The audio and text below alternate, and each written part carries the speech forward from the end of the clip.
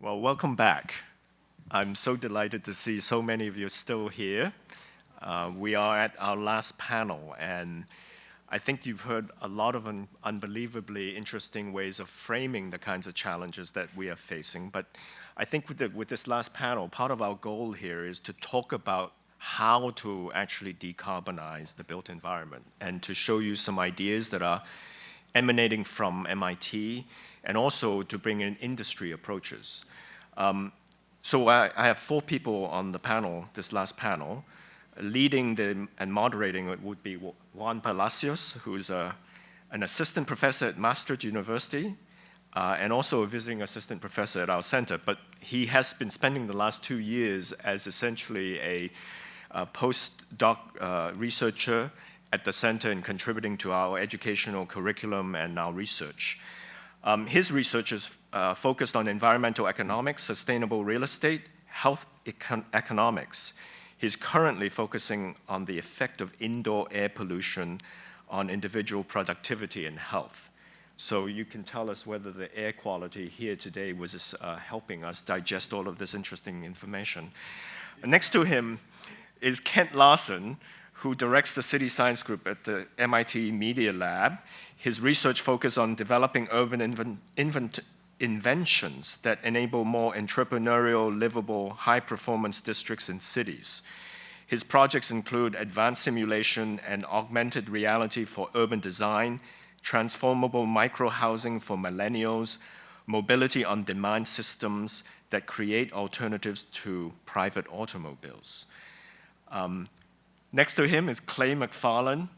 I've had the delight to actually get to know Clay because he was a student at the MSRED program, not just a few years ago. And so his trajectory after he's left here has been remarkable, and congratulations, Clay. He is now a principal on the climate technology team at the Fifth Wall, which is the largest venture capital firm focused on global real estate industry and property technology. Clay focuses on climate tech investment, capital markets transactions, and strategic partnerships. Before he went to Fifth Wall, Clay worked at Blackstone in New York, focused on distress, special situation credit investing across industries and asset classes. Now, finally, Eric Bradley is the managing director of Taurus Investment Holdings, which is a industry partner to the center. He leads Taurus's effort in clean energy delivery and high-efficiency energy consumption for new and existing real estate, overseeing the EcoSmart Solution affiliate and Renew Communities subsidiary, and leading Taurus's ESG policy and energy transition programs firm-wide. Before joining Taurus, Eric was at Shell New Energies, where he was responsible for standing up their global distributed energy services business, and where he set up EcoSmart JV between Shell and Taurus.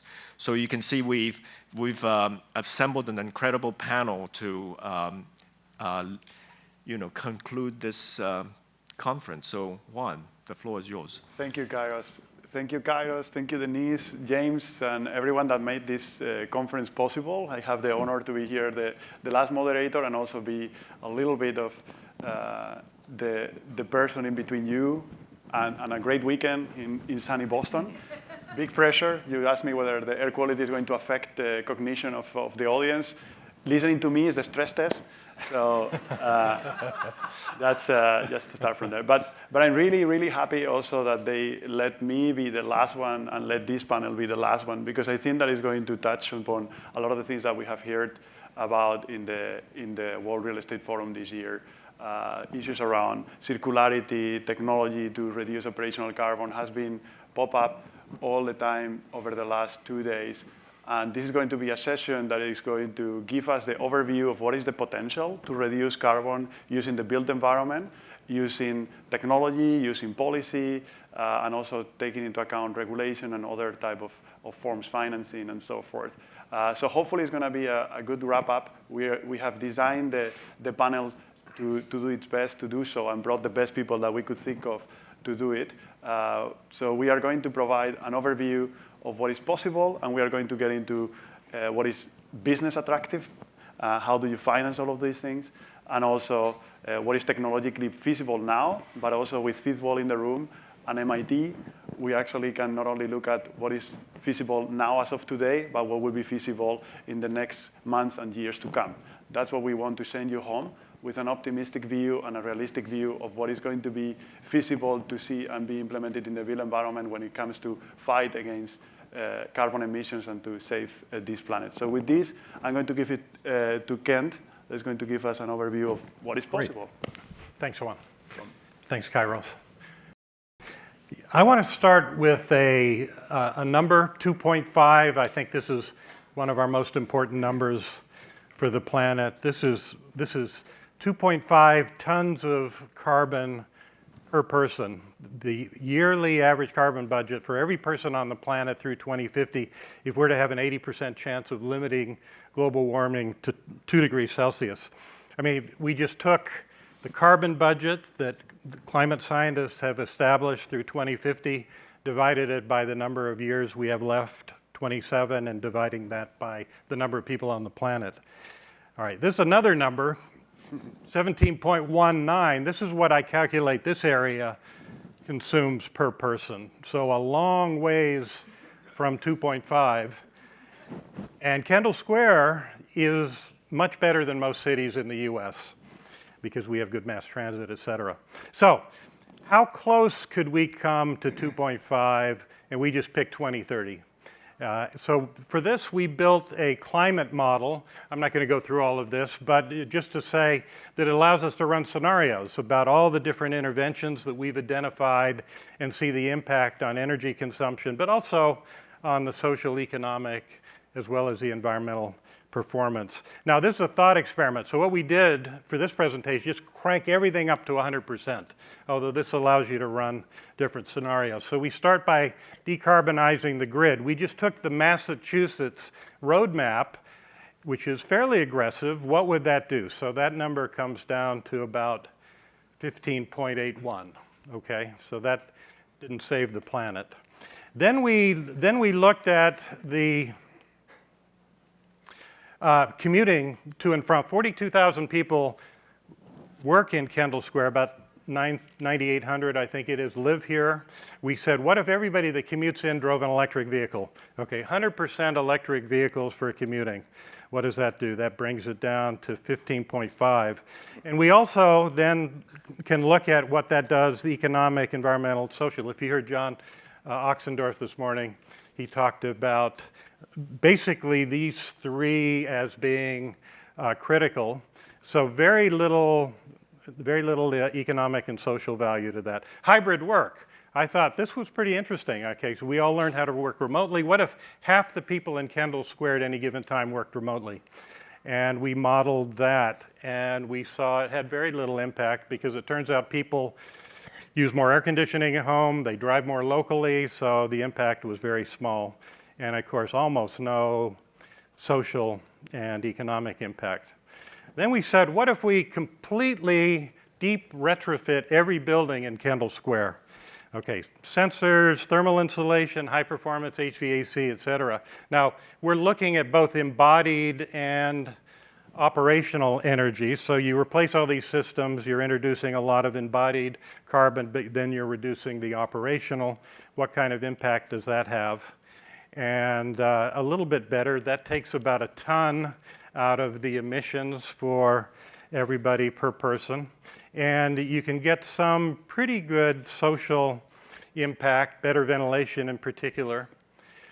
Then we said live-work symmetry. What if all those 42,000 people actually lived in the district, built housing for all those people? This is our Cityscope model. By the way, if you come by our lab down on the 3rd floor, you can see through the glass. We have a whole series of these. We like to use the optically tagged Lego bricks for community sessions because people can just play. But then we can get feedback as to the kinds of issues we're talking about, emissions and social performance, et cetera.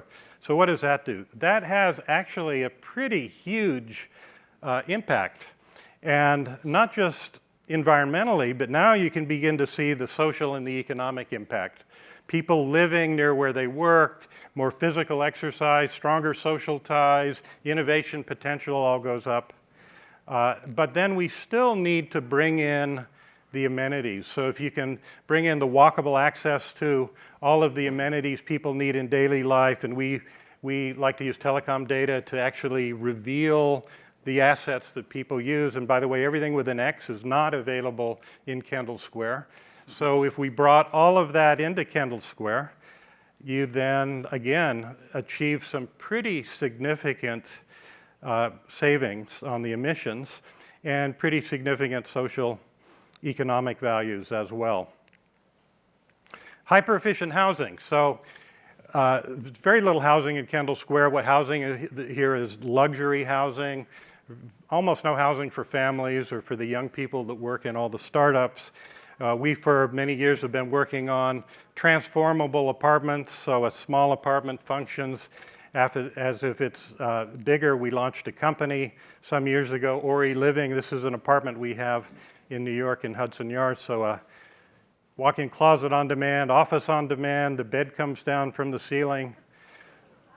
By the way, we have funding from both IKEA and Google to take this to scale in Series C funding now. So we're pushing this pretty hard. What does that do?